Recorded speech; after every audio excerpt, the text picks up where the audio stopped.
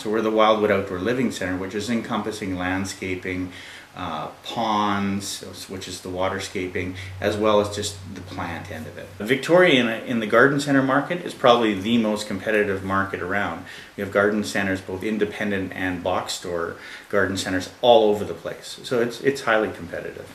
But in other ways, we have no competition at all, because the way we present it is unique in the way that we do it.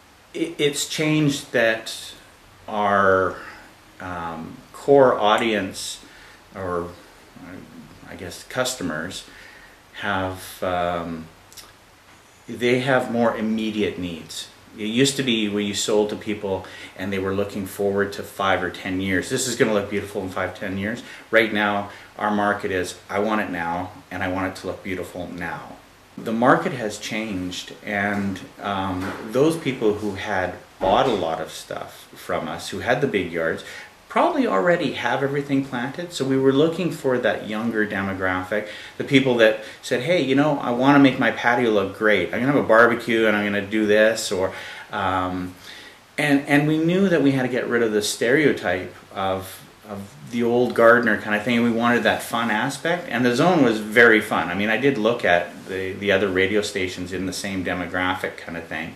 And what we had was, I don't know, a fun sophistication. I guess, I don't know if that's even a sort of but that's sort of what it was. It was still fun, yet it wasn't over the top where people wouldn't take us seriously. What I'm looking at it as it augmenting being very careful about what I do in the traditional media, and then using the social media right now as a partner with the traditional media, so that one is always going to support the other.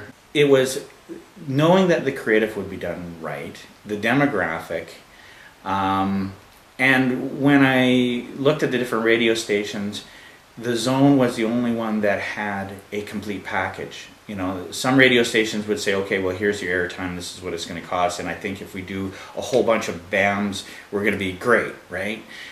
But the zone was the only one that said, okay, well, let's do this, and then let's add a little bit of this, and then if we, you know, twist this will all work. And I'm thinking, okay, that made sense to where I was going, because I was changing it. And the fact that I think the zone was the only one that understood that this was a multiple year campaign. This wasn't just, okay, I'm going to get a whole bunch of people through the door and I'm going to make lots of money, although I'd love to do that. It was going to be, I've got to change perceptions, and this is going to take a little while. So that's, at the end of the day, it was the package of looking at it from different angles that really came. Honestly, I mean, great. I mean, we're a funny industry in the nursery industry, is that we can't always, you know, they always say about advertising only 50% works, and you know what 50% is actually working.